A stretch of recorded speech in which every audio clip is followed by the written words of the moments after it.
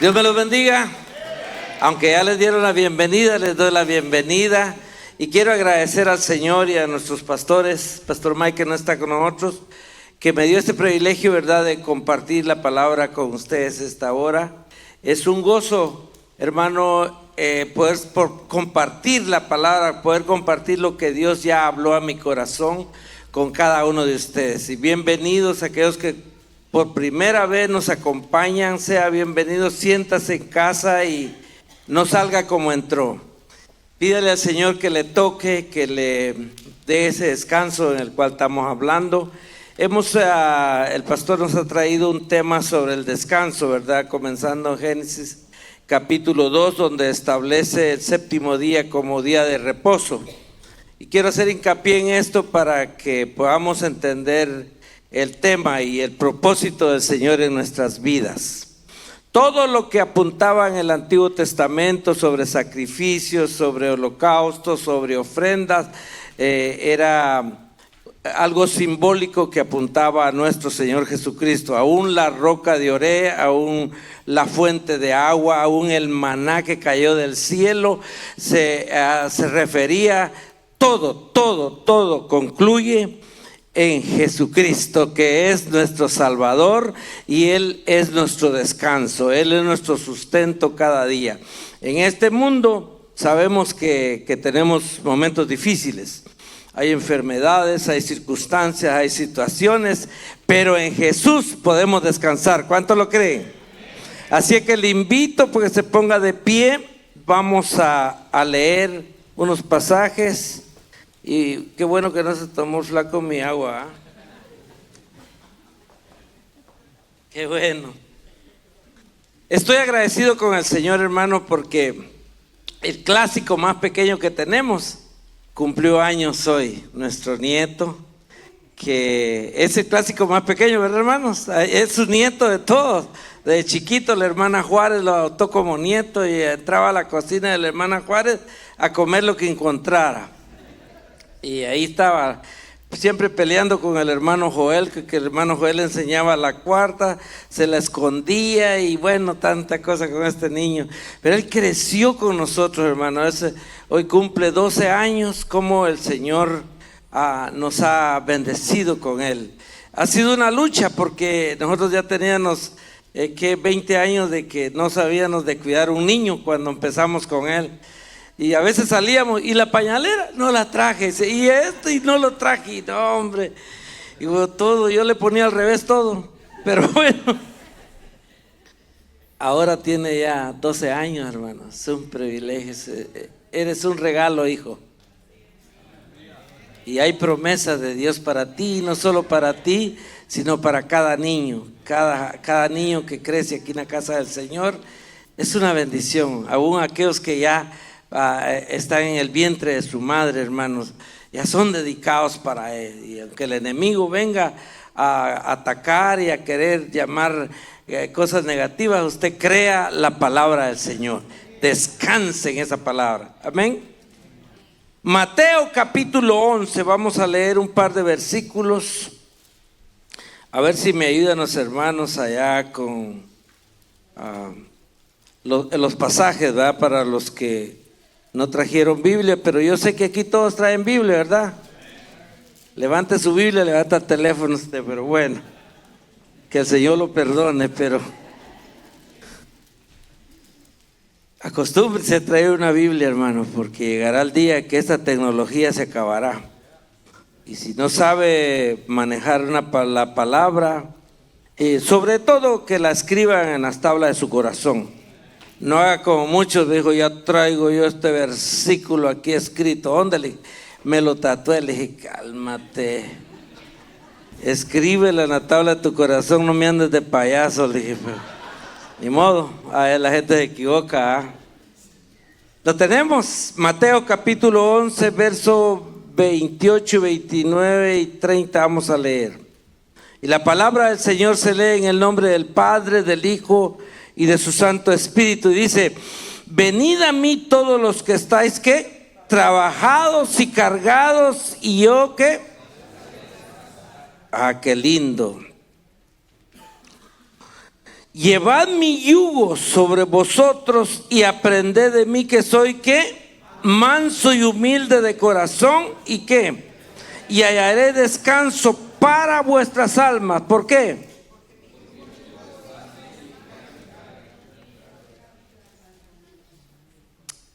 Es una invitación. Vamos a orar. Eterno y soberano Dios, venimos delante de tu presencia, Señor, en este momento. Pongo mi vida, Señor, como instrumento para poder hablar a tu iglesia, la cual tú compraste con tu sangre preciosa en ese sacrificio sublime, Señor. Yo sé que hemos sentido tu presencia, Señor, porque eres palpable en este lugar. Tú eres real. La tumba no te pudo detener, ni la cruz, Señor. Tú vives y reinas para siempre en el trono de gracia, de justicia. No conozco la necesidad de mis hermanos, pero tú que todo lo sabes, Dios mío, en el nombre de Jesús venimos ahora, Dios de la gloria, declarando que tu palabra caerá en buena tierra. Oh Dios, prepara el pensamiento, el corazón de mis hermanos para que puedan recibir tu palabra y que hallemos descanso en esa palabra. En el nombre de Jesús, Dios mío, el que vino enfermo, sánalo. El que vino triste, consuélalo. El que trae problemas, disipa toda circunstancia para la gloria tuya, porque nada hay imposible para ti, Dios de la gloria.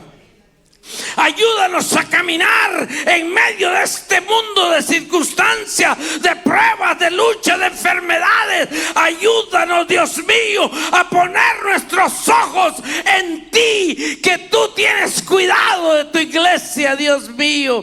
En el nombre de Jesús, Dios de la gloria, aquellos, Dios mío, que se sientan abatidos, inseguros, oh Dios de la gloria, ahora que tu palabra caiga en sus corazones para que podamos encontrar ese descanso, esa paz tan fugaz en este mundo, en el nombre del Padre, del Hijo y de tu Santo Espíritu, mi Dios.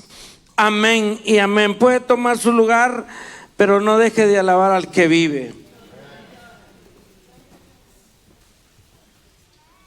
Nuestro pastor nos enseñó que en Génesis capítulo 2 el Señor descansó en el séptimo día, no por cansancio físico, porque Él mismo nos enseñó con la palabra en Isaías 40 que el Dios de los cielos no se cansa ni se fatiga, y que los jóvenes o nosotros como jóvenes, ¿verdad? Si nos cansamos, nos fatigamos y caemos, pero Dios no conoce el cansancio. Muchas veces nosotros no entendemos que cuando estamos en una circunstancia y dice, yo ya le pedí a Dios y no me contesta, yo creo que ya se aburrió de mí. Déjeme decirle que el Dios de los cielos no se cansa que usted le pida y le pida, porque Él sabe que le va a responder de una u otra manera. Y cuando Dios establece el séptimo día como descanso, hermano, nosotros no tenemos nada recopilado hasta Éxodo capítulo 20, donde Dios establece como ley el día sábado como día de reposo y día santo para el Señor a un pueblo que se llama Israel. A este pueblo, hermano, Dios le establece una ley y por eso Israel, hermano, debería ser un pueblo con una teocracia delante de su Señor, que ellos podían llevar a cabo todo lo que concierne a vivir la vida conforme a lo que Dios había establecido, a la ley de Dios. Y así fue establecido. Mire, Deuteronomios, vaya conmigo, Deuteronomios capítulo 5 y verso 12, como el Señor habla a Moisés y establece. Deuteronomio es uno de los libros pentateucos que resume los 5 libros de la ley, hermanos, que Dios establece para su pueblo Israel, para que el mundo entero sepa que es realmente lo que es una teocracia. Porque déjeme decirle que también los pueblos paganos tenían y obedecían a sus dioses, ¿sí o no?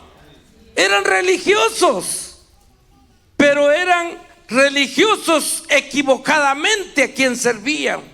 Hoy en día nosotros podemos ver, hermano, personas que dan su vida por causas equivocadas o torcidas, hermano. Y nosotros como cristianos sabemos y entendemos, hermano, que el pueblo de Dios ha sufrido, pero ha sufrido por una causa digna, hermano. Y hermano, nosotros tenemos esa esperanza viva, que si morimos para Él, vivimos en Cristo.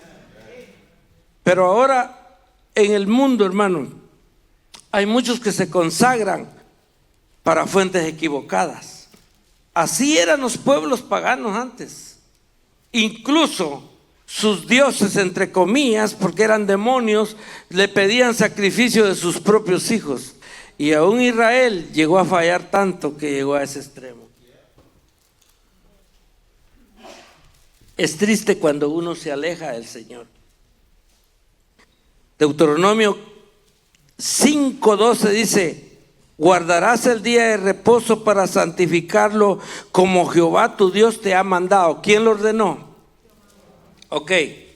Dice el 13: 6 días trabajarás y harás toda obra.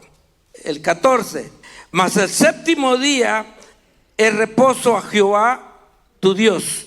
Ninguna obra harás tú, ni tu hijo, ni tu hija, ni tu siervo, ni tu sierva, ni tu buey, ni tu asno, ni ningún animal tuyo, ni el extranjero que está dentro de tus puertas. ¿Para qué? Todos. Era una ley establecida a un pueblo que tenía una teocracia, que ellos tenían que hacer lo que establecía el Dios de los cielos. Nosotros conocemos a Dios, pero aquí hay leyes en las cuales nos regimos, ¿verdad? Hay leyes que tenemos que respetar porque vivimos en un mundo donde hay leyes. El pueblo de Israel, hermano, debería haber sido el pueblo más bendecido del mundo, y lo es hasta la fecha, a pesar de toda la rebelión, pero sufrió consecuencias. ¿Cuáles fueron las razones? Las razones de las consecuencias que Israel enfrentó fue por ver olvidado los principios de Dios. Aún, hermano, el día de reposo lo hicieron más grande que los principios como justicia, como amor, como integridad hacia Dios. El problema nosotros, hermanos, cuando caemos en la religiosidad, es cuando ponemos las cosas que perecen antes que las eternas. Cuando creemos que las cosas que perecen son mayor que las eternas. Israel se desvió tanto que el día de reposo fue una de las cosas que usaron para contrarrestar a Jesucristo. ¿Quiénes fueron los enemigos de Jesús? ¿Quiénes fueron los que combatieron más a Jesús? Fueron los religiosos, los sacerdotes, los escribas, los fariseos. ¿Aquí no hay fariseos? Sí hay. No, pocos, dice el hermano.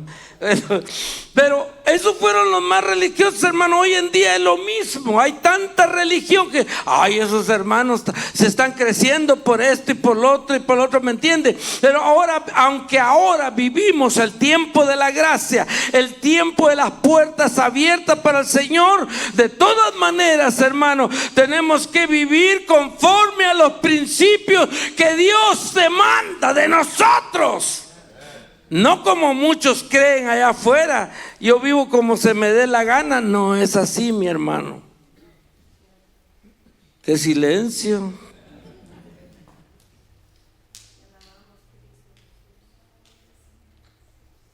Aunque vaya a la iglesia el domingo y el fin de semana que me eche mis pachangones. No es así. Servir a Dios, cuando Él nos llama a venir a Él para tener un descanso, es una invitación a unirnos con Él.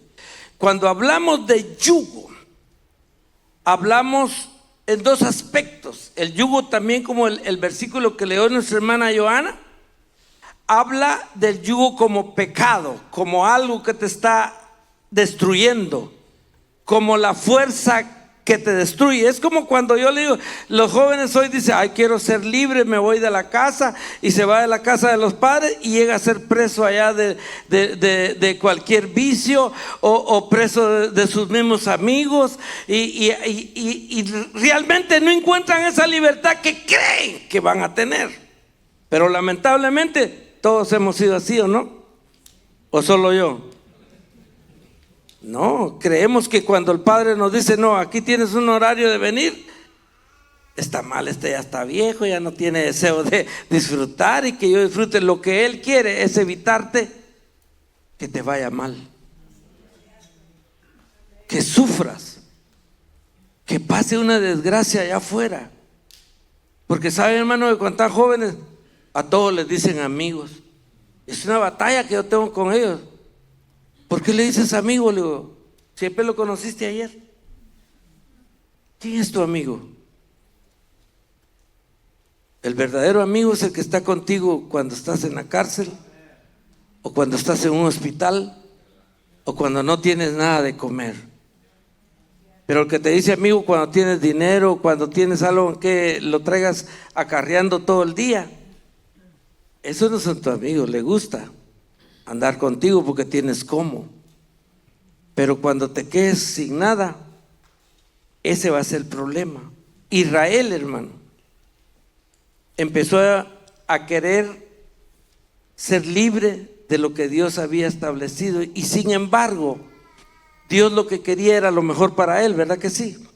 Pero luego, hermano, hasta el profeta Joel terminó la teocracia de Israel.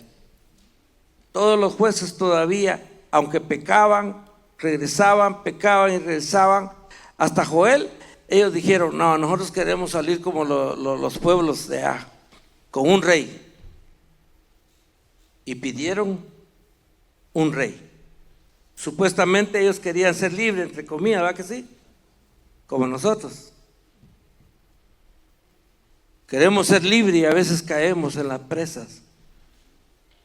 ¿Y qué pasó? Ese rey tenía sus reglas, ya perdieron las reglas con el Señor.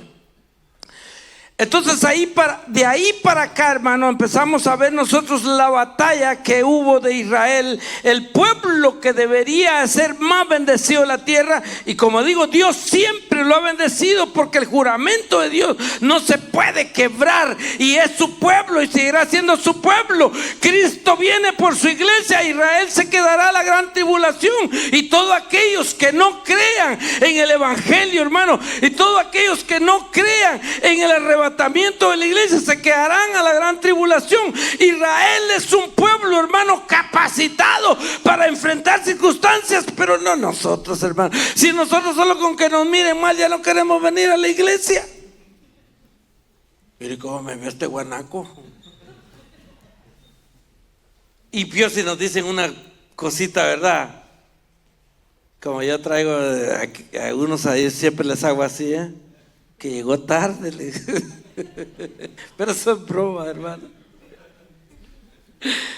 Y hablo mucho. Dice, pues es que hablas mucho. Le digo, pues es que así me hicieron. Pero la iglesia, hermano, verdaderamente no estamos capacitados. La iglesia al principio fue perseguida. El libro de los Hechos encontramos cómo fue perseguida. Pero ¿sabe qué había pasado? Después de Cristo, la iglesia se quedó en Jerusalén y todos estaban acomodados, como aquí en Moseley, bien acomodaditos, y todos tranquilos, tenían su buen trabajo y todo, y en eso vino la persecución. Y la Biblia dice que esa persecución vino a traer bendición, porque la iglesia empezó a crecer, empezó a extenderse. La iglesia, hermano, ha sido perseguida desde su inicio, igual que el pueblo de Israel. ¿Por qué el pueblo de Israel odian todos en Oriente? Porque es un pueblo del Dios de los cielos. Usted y yo no somos moneditas de oro, hermano. Van a tener lucha, vamos a tener lucha, pero déjeme decirle que nosotros encontramos que la única manera de vencer el mal es con el bien, y ese es el problema que no nos gusta, ¿verdad? Yo le digo, Señor, si yo puedo controlar ¿para qué necesito que tú lo hagas? Pero el Señor dije, hey, deja, mía es la venganza. No nos gusta a nosotros dejar que alguien nos diga algo. Es casi imposible porque tenemos cuántas respuestas rápido.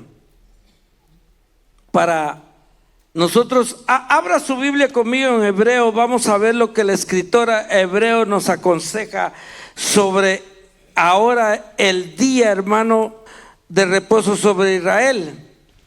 El día de reposo, hermano, era un día para que Israel viviera la vida tranquila y que pudiera adorar al Señor, pero ellos lo transgiversaron tanto que se fueron a poner el día con tantas reglas que se desviaron del propósito de Dios. Hebreos capítulo 4 dice: temamos pues no sea que permaneciendo aún la promesa de entrar en ¿qué? En su reposo, alguno de vosotros parezca no haberlo alcanzado. Mire el 2. Porque también a nosotros se nos ha sido anunciado la buena nueva como a ellos, pero no les aprovechó a ellos, no les aprovechó el oír la palabra por no oír ¿qué? A los que la oyeron.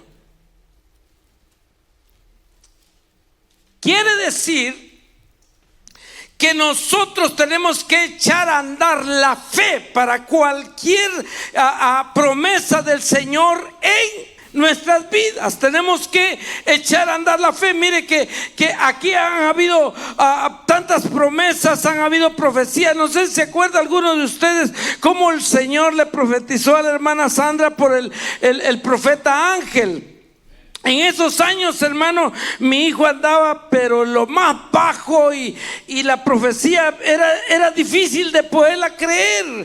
Y mi hija estaba en Oregon, no tenía ni pensamiento de venir para acá, pero creímos a la palabra, hermano. Sin embargo, hermano, estas profecías no se cumplieron hasta que nosotros pudimos esperar en la palabra del Señor, creerlo, declararlo, orar, porque al contrario se pusieron más difícil de creer. Las cosas empeoraron más. Yo decía, el Señor dijo que iba a sacar a mi hijo de esta drogadicción y peor está, peor. Y el enemigo está ahí listo. Ya no hay esperanza, ya se perdió todo. Es pura mentira. Pero cuando te aferras y dices, Señor, yo no creo en mis posibilidades o mi justicia porque son como trapo de inmundicia delante de ti. Porque usted y yo somos pecadores, ¿verdad? No nos gusta, ¿verdad? Que sí, pero la regamos cada ratito. ¿O solo yo? Sí, a veces con nuestras acciones, nuestras palabras. A veces religiosamente nos equivocamos, hermano. Y las hermanas más. Te dije, decía. No, pero ninguno de los que estamos aquí, hermano, puede decir que no falla. Todos fallamos. Pero mire la misericordia de Dios sobre nuestras vidas. Porque falles, no te echa fuera. El problema es que tú mismo te empiezas a acusar. O tenemos un acusador. ¿Para qué vas a la iglesia ya? O alguien te dice, ya ves, por tu culpa lo que estás pasando. Y muchos se retiran del Señor y vienen circunstancias, pero eso es bíblico. Aléjate de Dios y ahí te voy a ver. Te va a dar una trapeada. O síguele rebelde al Señor y con su presencia que se está manifestando aquí, de repente va a barrer con nosotros aquí el Espíritu Santo. Y entonces te va a decir, es como tú quieres o como yo quiera. ¿Cómo son las cosas? ¿Como Él quiere o como nosotros queremos? Aunque tengamos rebelión, hermano, es como Dios quiere. Él tiene su tiempo y su hora para tratar con nosotros. Y gracias a eso, muchos dicen, no, vivimos bajo la gracia de Dios, yo hago lo que a mí se me dé la regalada gana. No, No es así. No nos equivoquemos. Dios es un Dios santo y Él demanda de nosotros santidad. ¿Qué es la palabra santidad? No estoy hablando de perfección, sino que estoy hablando de algo que se aparta, algo que es diferente a lo de afuera. Alguien que hace la diferencia del mundo actual, de cómo se está hundiendo en su propia concupiscencia. Usted y yo no podemos caminar bajo ese hilo. Ahora es lamentable, hermano, que yo le aseguro que si el pastor Juan se pinta un mechón aquí, a muchos van a venir con un mechón así pues. Porque imitar lo malo es fácil. Y ahí deja que el pastor Juan se sube. Gracias a Dios por él, que no, que pues, la hermana tiene mano pesada. Durán, mano de piedra. O te compones o no te compones, ¿verdad? Pero hermano, nosotros tenemos que entender que el Dios de los cielos sabe que fallamos, que caemos, pero que Él espera. Él dice que no desecha de un corazón contrito y humillado, jamás lo despreciará. David quiso esconder su pecado por mucho tiempo, hasta que viene Natán y le trae esa historia y cae David entero como nosotros. Digo, y ese es digno de muerte. Ese eres tú, Leo.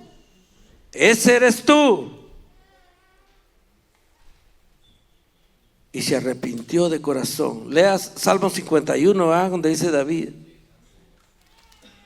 lava mi pecado y por favor cría en mí un espíritu noble, nuevo. Renueva tu espíritu dentro de mí. Si usted y yo empezamos a sentir que la presencia de Dios se ha alejado, algo está pasando. ¿Y cómo sabemos, hermano, que la muerte está olfateándonos cada día para llevarnos al infierno? Este no es un juego, esta es una guerra literal que debemos defender día tras día, con valentía, con honor, hermano, sabiendo que fallamos, pero sabiendo que hay un trono de gracia donde nos podemos acercar confiadamente ante el Dios de los cielos y Él nos restaura otra vez.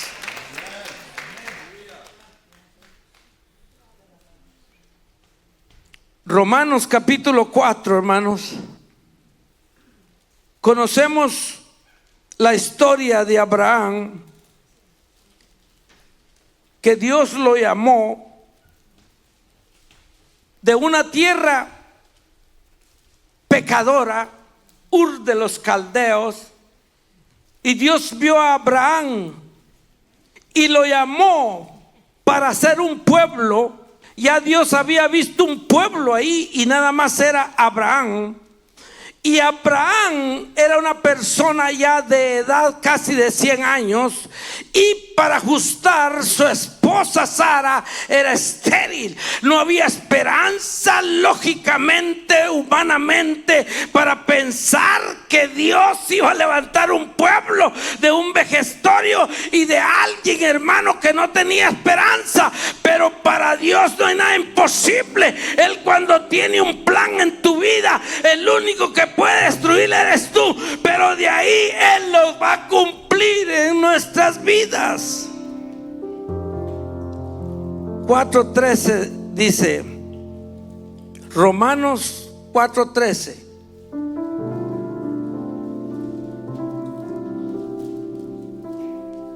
porque no por la ley fue dada a Abraham y a su descendencia la promesa de que serían herederos del mundo, sino por la justicia. ¿De qué? De la fe. Porque si los que son de la ley son los herederos, vana resulta la fe y anulada la promesa. Hoy en día hay muchos religiosos que guardan el día porque dice que si no guardamos el día no vamos a ser salvos. Mira, hermano, ni el día, ni ninguna vestimenta, ni ninguna religiosidad o religiosidad vale más que el sacrificio que Cristo hizo en la cruz del Calvario por ti. Nada, ni tus diezmos ni tus ofrendas valen más que el sacrificio que Cristo hizo en la cruz del Calvario. Y no se equivoque, no estoy diciendo que no sirve. Estoy diciendo que no puede llevar el primer lugar. Ni tu dinero ni tus empresas valen más que el sacrificio que hizo Cristo en la cruz del Calvario por ti y por mí. El sacrificio es lo más importante que Dios hizo por nosotros. Mire lo que dice el 18. Él creyó en esperanza contra esperanza, para llegar a ser padre de muchas gentes, conforme a lo que se le había dicho: así será tu descendencia. El 19.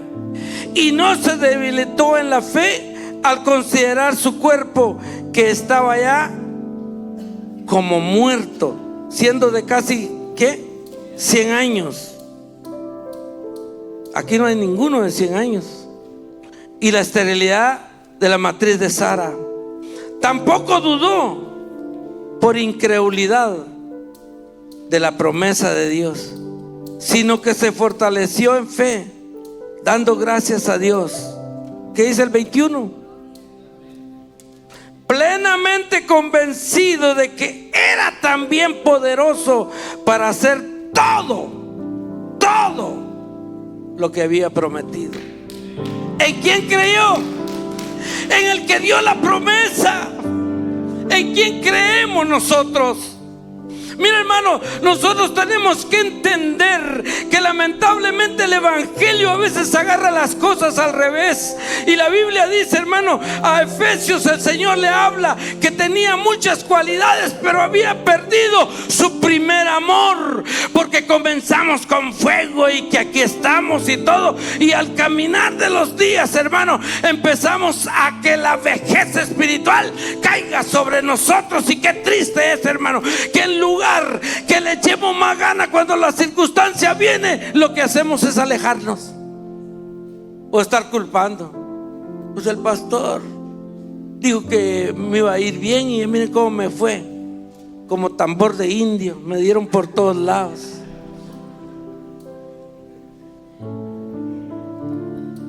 Aquí no se le promete a nadie que viniendo al evangelio sus caminos van a ser caminos de rosas.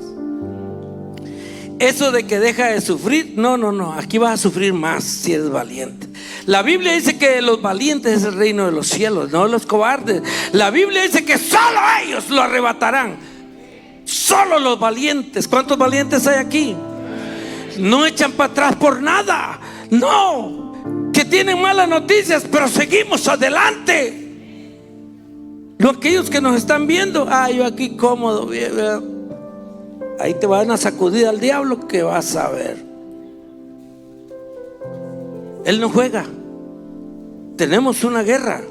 Entienda eso. Tenemos una guerra. El cristianismo comienza con fuego. Ya cuando tiene 20 años, hay que trabajen los jóvenes. Yo ya estoy cansado. ¿Cansado de qué? Si no has hecho nada. El que hizo todo fue Él en la cruz del Calvario. ¿Cansado de qué? ¿De que te esté bendiciendo? ¿Cansado de las bendiciones de Dios? ¿Cómo caminamos? Ya parecemos el pato Lucas en el desierto. Cuando la Biblia dice: entrad por sus puertas con acción de gracia, venid a la casa del Señor, con actitud positiva. Deja los problemas afuera. Todo mundo encuentra problemas en esta vida. Yo ya no aguanto. Pues que te recoja el Señor, hombre.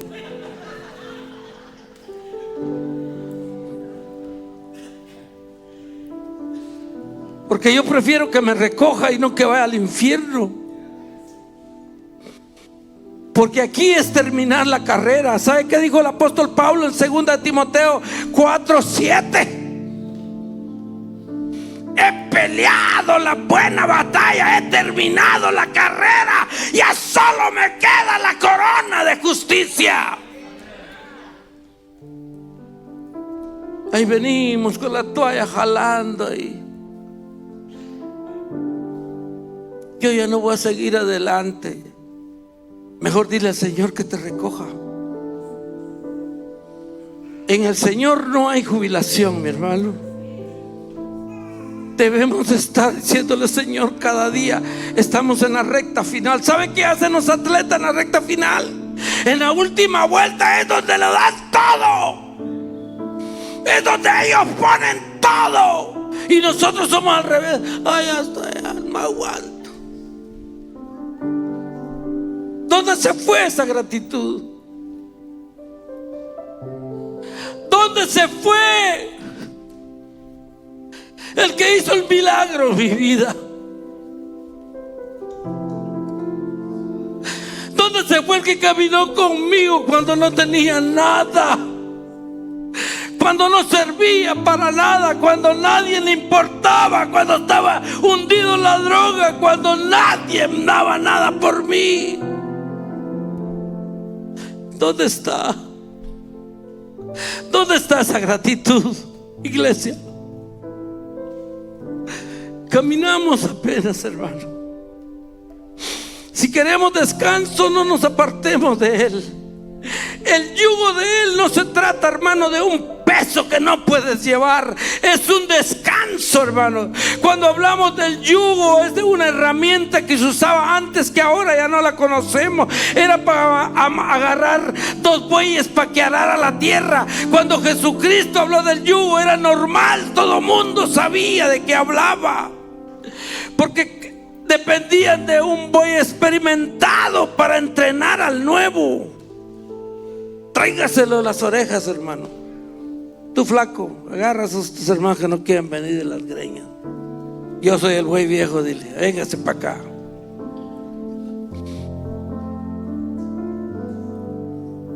A veces da tristeza, hermano, como le dice: Dios puede solucionar tus cosas. Uno sabe que el único que puede arreglar las circunstancias es Él. Pero la gente hoy, hermano, prefiere ir con los brujos, los mentirosos, a consultar. ¿Qué me pasa? Que soy despreciado en el amor. Dale gracias a Dios que no tenés el yugo todavía.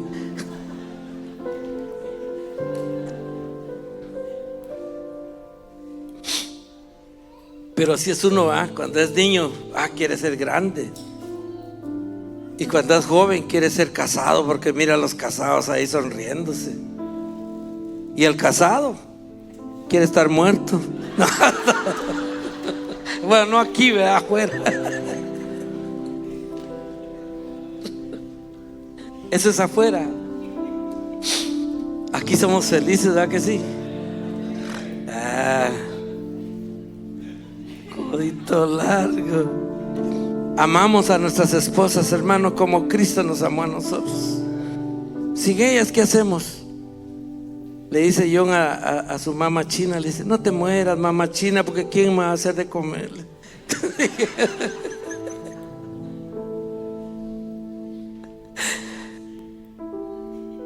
Qué lindo es disfrutar la iglesia, hermano. Qué lindo estar en la casa del Señor. Póngase de pie. ¿Sabe qué dijo Jeremías?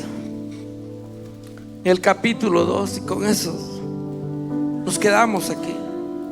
Verso 13: porque dos males ha hecho mi pueblo.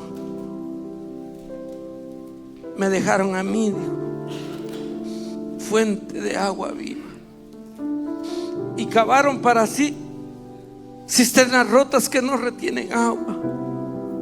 Israel, dijo el Señor, Israel labró su propio eslabón para caer como presa. Él cavó, dice, su propia trampa. Y como iglesia, hermano, es triste ver hermanos que hoy están con fuego y que mañana ya no aparecen. Y yo a veces le digo: Señor, ¿por qué no levantas un Pancho Villa, que el que quiere retroceder, que lo fusile?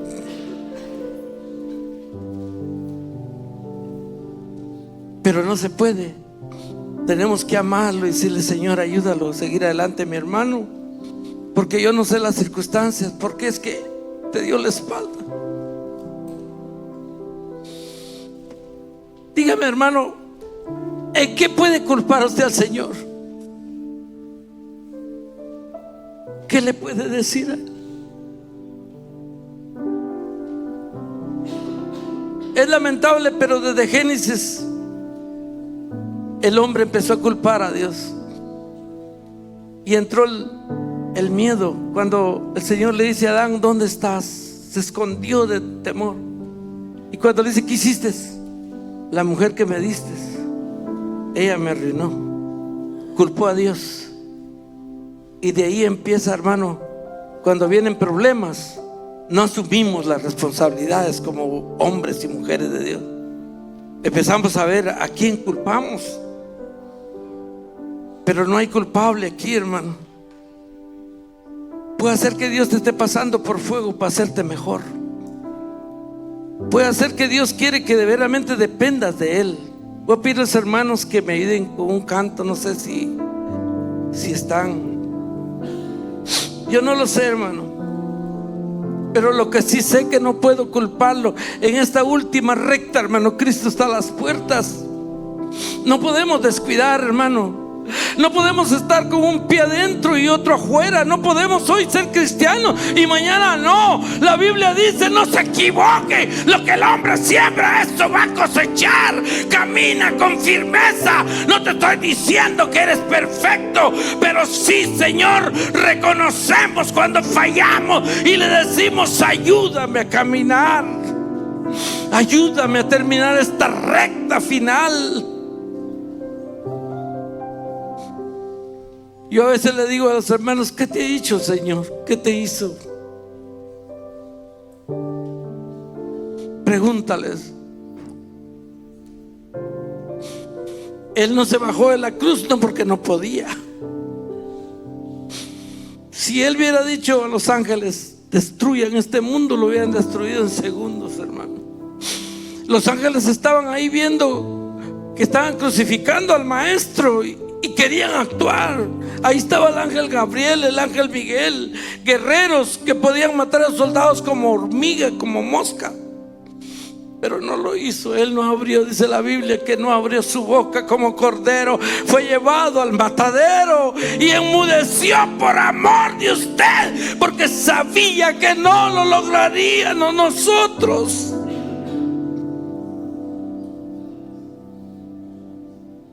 No se rinda. No permita que las ofertas de este mundo lo aparten del Señor.